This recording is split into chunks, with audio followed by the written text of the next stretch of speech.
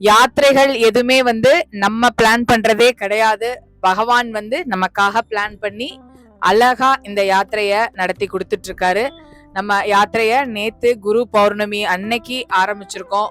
காஷில இருந்து விஸ்வநாதர்கிட்ட பிரார்த்தனை பண்ணிட்டு, கங்கா தாயிட்ட பிரார்த்தனை பண்ணிட்டு கிளம்பியிருக்கோம். நீங்க எல்லாரும் பல சேத்ராடங்களுக்கு போயிட்டு இந்த துவாரகா யாத்திரைக்கு வந்திருக்கீங்க. துவாரகால பஞ்ச துவாரகா நம்ம பார்க்க போறோம். மெயினா பஞ்ச துவாரகா. இந்த பஞ்ச துவாரகாவை பார்க்கும் போதுதான் வந்து நீங்க ஒரு திவ்ய தேசம் கவர் பண்ணதா அர்த்தம். இந்த திவ்ய தேசம், பாடல் பெற்ற ஸ்தலங்கள், இது எல்லாமே வந்து நம்ம சவுத் இந்தியன்ஸ்க்கு தான். நார்த் இந்தியன்ஸ்க்கு திவ்ய தேசம்னா என்னன்னே தெரியாது, பாடல் பெற்ற ஸ்தலங்கள்னா என்னன்னே தெரியாது. அப்ப நம்ம யாருக்கு வந்து இந்த இடத்துல நன்றி சொல்லணும்? ஆழ்வார்களுக்கும் நாயன்மார்களுக்கும் இந்த இடத்துல வந்து நம்ம நன்றி சொல்லணும். எங்க இருந்து கிளம்பி அப்படியே கால்நடையா இன்னைக்கு நம்மளுக்கு இத்தனை வசதிகள் இருந்து ஒரு யாத்திரைக்கு போகணும் அப்படிங்கிறது ஒரு மிகப்பெரிய சேலஞ்சா இருக்கு. அப்படி ஆழ்வார்களும் நாயன்மார்களும் வந்து எப்படிலாம் நடந்து நடந்து நடந்து ஆலயங்களை தேர்ந்தெடுத்து, அதுவும் இப்ப ரீசெண்டா திருவாரூருக்கு போயிட்டு வந்தேன். திருவாரூருக்கு போயிட்டு வந்த இவர் சுந்தரருடைய கதைகள் எல்லாம் கேட்கும் போது அப்படியே மெய்சிலிர்த்து போயிடுச்சு. நம்ம எவ்வளவு கடமைப்பட்டிருக்கோம் இவங்களுக்கு எல்லாம் நன்றி சொல்றதுக்கு. அவங்க எல்லாம் இல்லைன்னா இன்னைக்கு வந்து நம்மளுக்கு இத்தனை வந்து திவ்ய தேசங்களும் கிடையாது, பாடல் பெற்ற ஸ்தலங்களும் கிடையாது. அப்படி கிருஷ்ணருடைய சங்கல்பத்துல இன்னைக்கு நம்ம துவாரகாக்கு போயிட்டு இருக்கோம். புஷ்கர்ல பிரம்மாவை தரிசனம் பண்ணிட்டு துவாரகாக்கு போயிட்டு இருக்கோம். நாத் துவாரகா ஃபர்ஸ்ட் வந்து நம்ம எங்க போறோம்? நாத் துவாரகா. நாத் துவாரகால யார் இருக்கா? ஸ்ரீநாத்ஜி. நாத் துவாரகாலையும் கங்க்ரோலி துவாரகாலையும் கிருஷ்ணருடைய பேர் வந்து ஸ்ரீநாத்ஜி தான். துவாரகாலையும் பேட் துவாரகாலையும் அவனுடைய பேரு துவாரகாதீஷ். அவனுடைய பேர் வந்து துவாரகாதீஷ். அங்க இப்ப நீங்க எந்த கிருஷ்ண சேத்திரம் எடுத்துக்கிட்டாலும், குருவாயூரா இருக்கட்டும், உடுப்பியா இருக்கட்டும், எந்த கிருஷ்ண சேத்திரம் எடுத்துக்கிட்டாலும் பேஸ் வந்து உங்களுக்கு பிருந்தாவன்ல தான். அங்க இருக்கக்கூடிய மூர்த்தி வந்து பிருந்தாவன்ல இருந்து வந்த மூர்த்தி தான். யசோதாமா இவங்க எல்லாம் வந்து பூஜை பண்ணப்பட்ட மூர்த்தி தான் இந்த இடங்கள் எல்லாத்துலயும் போய் இருக்கிறது. அது பகவானுடைய சங்கல்பம். எந்தெந்த அடியார்களை பிடிக்கணும், யார் மூலியமா எங்க போய் இருக்கணும்னு அவன் சங்கல்பம் பண்ணி ஒரு இடத்துலயும் போய் இருக்கான். அப்படி இன்னைக்கு நம்ம போகக்கூடிய நாத் துவாரகா ஸ்ரீநாத்ஜி வந்து எங்க இருந்து வந்திருக்கான் அப்படின்னா சாட்சாத் கோவர்தன்ல இருந்து வந்திருக்கான். சாட்சாத் கோவர்தன்ல இருந்து வந்திருக்கான்.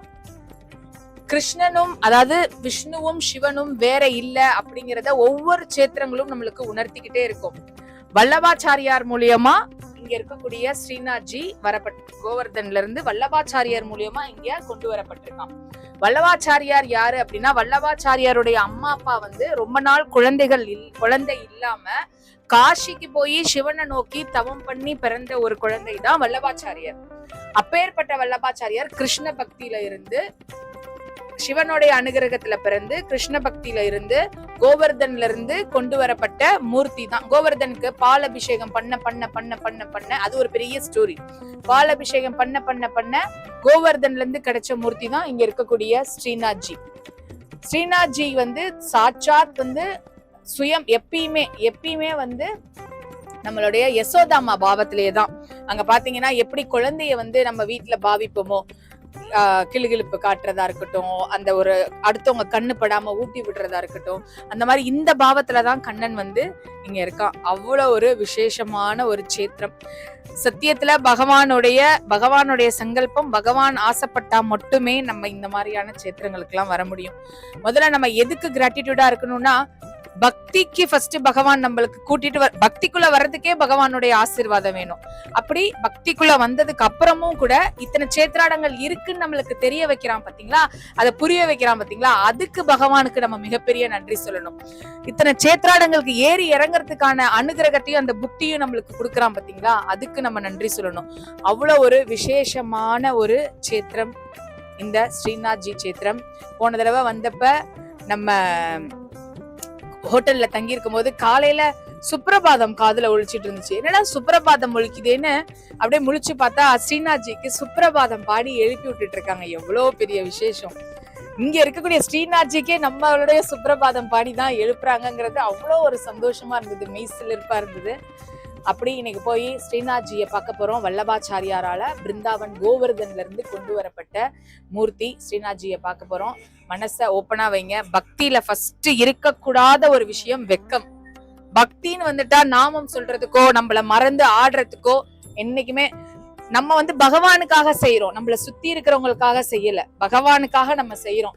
அதனால வெக்கமோ எதுவுமே தேவையில்லை. உங்களுக்கு என்ன வேணுமோ பகவான்கிட்ட கொண்டு போய் சரண்டர் பண்ணுங்க. பகவானை போய் பார்க்க போறோம். மனசை அப்படியே ஓப்பனா வைங்க.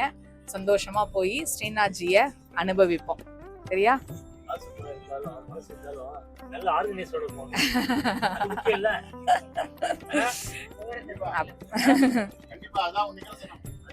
குருவே சரணம் சரணம்.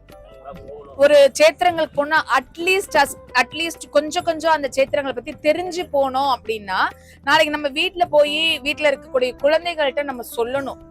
ஏன்னா அப்புறம் யாரு கொண்டு போய் சேர்ப்பா? வர இருக்கக்கூடிய ஜெனரேஷன்ட்ட யாரு கொண்டு போய் சேர்ப்பா? நிச்சயமா. ஆனா ஒவ்வொரு இடங்களுக்கு போகும்போது நீங்க செய்ய வேண்டிய பிரார்த்தனை, நம்மளோட அது முடியக்கூடாது, நம்மளுடைய ஜெனரேஷன் வரணும், நம்ம குடும்பத்தை சார்ந்தவங்க எல்லாரும் வரணும் அப்படின்னு நீங்க பிரார்த்தனை பண்ணணும். வீட்டுல வராம இருக்கிறவங்களுக்காகவும் பிரார்த்தனை பண்ணணும். குருஜி சொல்லுவாரு, நம்ம ஹிந்து சனாதன தர்மத்துலதான் நெய்வேத்தியங்கிற கான்செப்டே, வேற எந்த இதுலயுமே நெய்வேத்தியம் கான்செப்டே கிடையாது. அப்படி நித்தியம் நம்மள ஒருவனா பகவானை நினைச்சு நம்ம வாழ்ந்துட்டு இருக்கோம். அதனால பகவான் நம்மளுக்கு நிறைய அனுகிரகம் பண்ணுவான். பகவானை நோக்கி எப்படி போகணுங்கிற அந்த சிந்தனையை மட்டும் நம்ம எப்பயுமே வச்சுக்கிட்டே இருந்தோம்னா நிச்சயமா பகவானுடைய திருவடிகளை போய் சேரலாம். துவாரகா துவாரகை அப்படின்னாலே வைகுண்டத்துக்கான பாதை அப்படின்னு அர்த்தம். துவாரகை அப்படிங்கிறதே வைகுண்டத்துக்கான பாதை அப்படின்னு அர்த்தம்.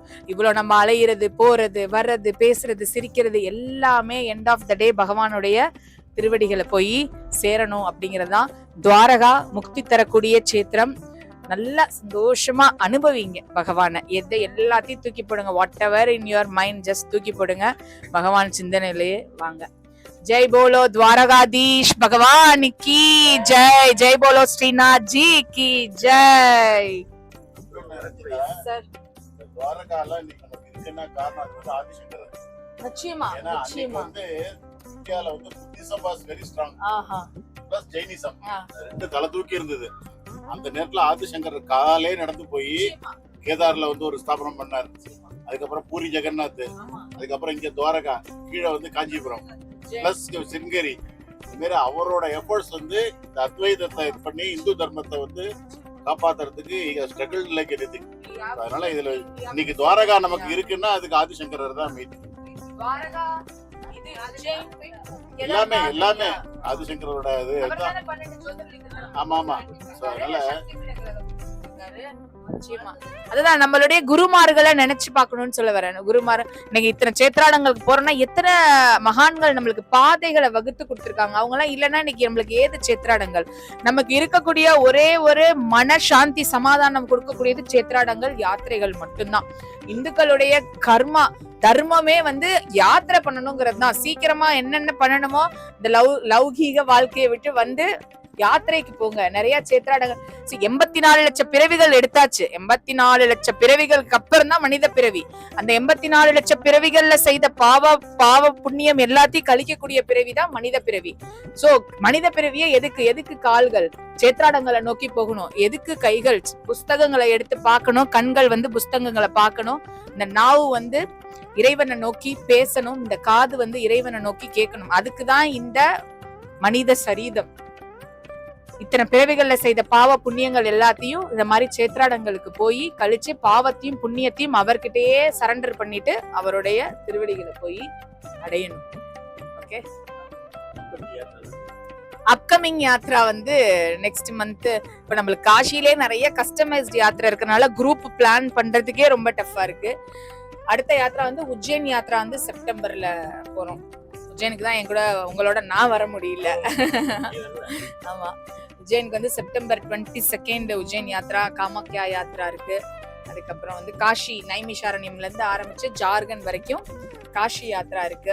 செப்டம்பர் 26 அந்த 9 days ப்ரோக்ராம் இருக்கு.